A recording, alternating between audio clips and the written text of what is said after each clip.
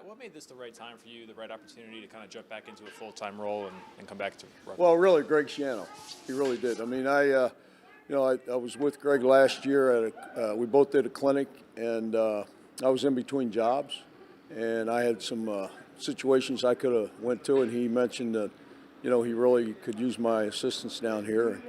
And I was here, as you know, in the 80s with Dick Anderson, and I was here 8 years, 2 years with Doug, and then I left and went on to some other things. And then even though, when you're at a place for 8 years now, it grows on you, and Rutgers grew on me. And I really love being the underdog, and we were the underdog back in the 80s, all right? And we built it up, we beat, as you well know, Penn State, Michigan State, and that's what I shared with the players when I came here last year. We're playing a game, and anybody can win the game, all right, as long as you believe you can win the game. But getting back to your question, it's something that, I discussed with my wife, and we built a home in 2004 in Bergen County, and she loves the home, and I went after the Giants a couple other places, but she commuted.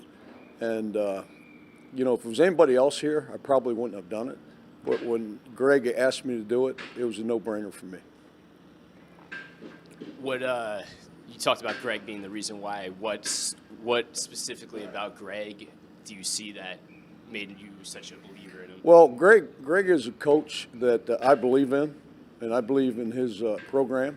And I'm not talking about any time the previous stop he was here before he went on, but we were really trained by the same type of people. I was mentored on the offensive line played by Dick Anderson, who I still coach and teach the way he taught me when I was his assistant, and even through the NFL, leading the NFL in rushing, the 2 Super Bowl. I mean, everything that he has taught me. So Greg was also brought up in that type of family, as you say, in coaching, and Greg and I were here together, in the 80s too. So again, it was something that was a natural fit. I didn't have to be concerned about what I believe in what he's teaching. I know I would, and that's something that really excited me.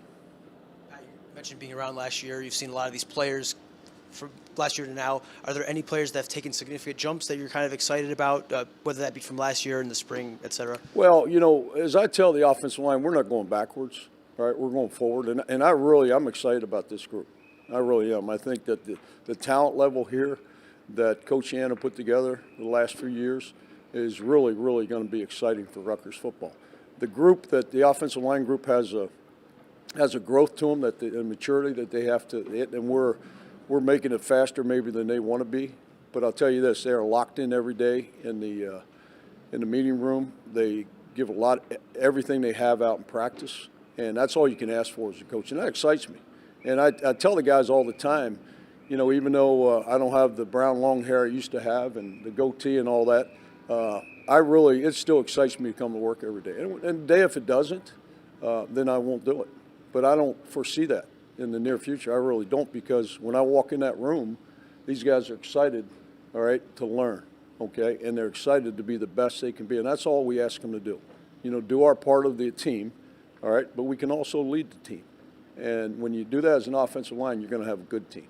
And that's where we're steadily improving.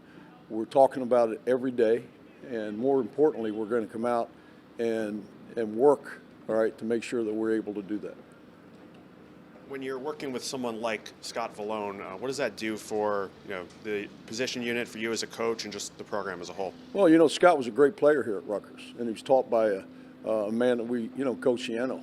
So his values and his coaching habits are great. He's been coaching with the offensive line the last few years, and he's learned a lot from the previous offensive line coaches, and he's willing to learn, and he's an excellent football coach. He's excellent around the players. He has a relationship with these players because he helped recruit them, and he has given me tremendous insight. Coach, Holland Pierce has started the last couple of years at right tackle. What have you seen from him this spring, and where can he continue to grow? Well, Holland has unlimited potential. It's not been tapped yet. His parents gave him the size, obviously, and boy, you don't find somebody that big and athletic like he is. I said last year watching tape that, when this guy gets moving, he can flip his hips and keep his hips behind his shoulders as well as I've seen. And I've seen a lot of good ones, from that standpoint. Now, he's a young player that in the past that had, a couple nicks and he missed the weight room. He's been full bore in the weight room this year, and it's really shown. Do you have any pictures of you with the long hair and the goatee? I do. You have to Google me. I think don't Google the last picture, right? All right, that with that team down in South, an NFL team. All right, that didn't last very long. But I actually showed some of the players I had, and I get all kinds of things from former players from Rutgers that I had, and most of it's good, but some of it's kind of ribbing me a little bit. But yeah, that's what you see. I have that long black brown hair and a lot of hair. But Coach Schiano talks about this being a developmental program, and how does your NFL experience fit into being a developmental program and being a developmental teacher? Yeah, that's a great question. I coach these guys like I coached any player I ever coached, including the Pro Bowl players, the All Pros. It hasn't changed.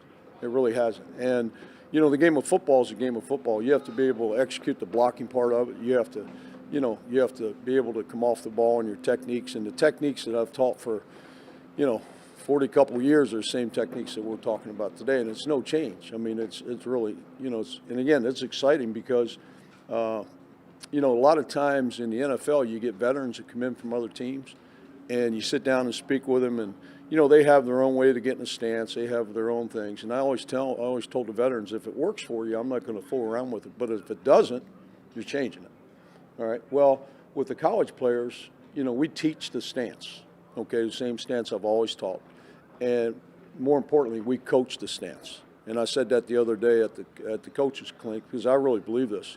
That as coaches, we teach a lot of things, but sometimes we forget that we need to coach it. All right, and that's one fundamental that we'll always coach here at Rutgers. Time for two more. Coach, at this point in spring practice, you've had a lot of reps with this unit, and I'm just curious to see what stands out to you about this group at this point of the offseason that you think will help them contribute and grow in the Big Ten. Well, we're growing, all right, we are, and we're not there yet, But if you talk to me at any time, you probably won't get a satisfied answer. It really won't, because we're always gaining to get better. We are. But I'm really pleased with the way these guys are working and where they're correcting techniques and fundamentals and assignments. And as long as we do that, which we will, all right, we will do that because that's what we've established in the offensive line room. And it's not about me. And I say that to the players all the time. It's about them. Everything that you do in life, you need somebody to lead, okay? And I'm just going to instruct, but they got to do it.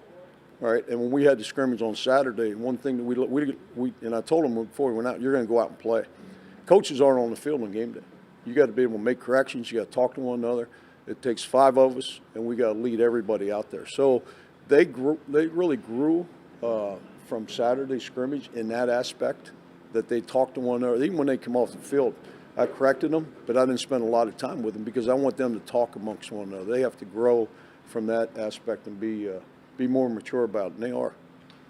You've coached a lot of different individuals, successful. What do you look for in an O-lineman, and what do you ask from them? Well, that's a great, you want the big, strong, fast guys, and more importantly, you want, obviously you want guys that are intelligent, but you're not going to have everything like that. So the one common denominator is you want guys with passion. And this position that I coach, the offensive line, you really are fortunate as an offensive line. Very rarely do you got a guy that's just, off the charts from listening, doing what you ask him to do. We got the best group, and as a coach, you want to just strengthen that foundation to be able to do it. But what I'm looking for is guys that are going to show up every day, okay, from the time that they get on this field in pre-practice to work on the craft, because we will never, and I will never, after all the years I coach this, if I ever feel like I'm coming to work and not learning something, I'm in the wrong business. And I say that and I believe it. Somebody's going to teach me something I haven't heard in a while. Maybe I heard it, okay, but I forgot it. Well, as a player, right, you have to have that same attitude. If you sit there in the room and we're going over combination block, for example, and if you heard so many times you say, I got it, guess what? You don't got it. All right, it's gonna get you when it gets you. All right, so that's the attitude that we need to have, and that's kind of what that I'm working. We are working, with Scott Vallone and Alex Officer and PJ Barr. I got a lot of help now. I got a team within a team, and the offensive line is a team. Okay, but I have a coaching team that really I'm very fortunate to have. From different levels of experience, but the common denominator with those guys is they're willing to learn, and I'm willing to teach them. But that's that's kind of it's about the offensive line. It's about teaching the offensive line, from that standpoint. And really the thing that's the same is, as you guys have asked, it's not necessarily what's about the NFL and college. I mean, it's football. I was very fortunate to my dad was a high school coach, and I coached in high school right out of college. And I went to Division II, and then I went to Division I. I stayed in Division I a long time, and then I went in the NFL. And one thing that's helped me is I worked for some really, really strong, good football coaches. Not everybody gets that opportunity. I mean, the way I was trained as a coach, the way I was brought up, I mean, I appreciate that every day. And it motivates me to share that, with not just young coaches, but young players. But the training aspect is, I really don't think of, I'm trying to think of one thing that I alter, and I can't. I mean, it's just a two-man sled. The drills I've done in the NFL are the same drills that we do here. The shoots, we do the same thing. Pass blocking, everything is, it's not different. And in the Big Ten, okay, all right, and Coach Schiano tells me, you got to practice like a pro. Well, the Big Ten is, okay, all right, is the NFL, and say it's not, but you better train because you're going to play, you're going to play against men, and we have some young guys, and they're going to get out there against men. That's going to be tough, but we're going to coach them, we're going to help them through it, and you won't see anything. The best thing about offensive line, if you don't see anything wrong happening out there, then we're playing together as a unit pretty good, and that's our goal.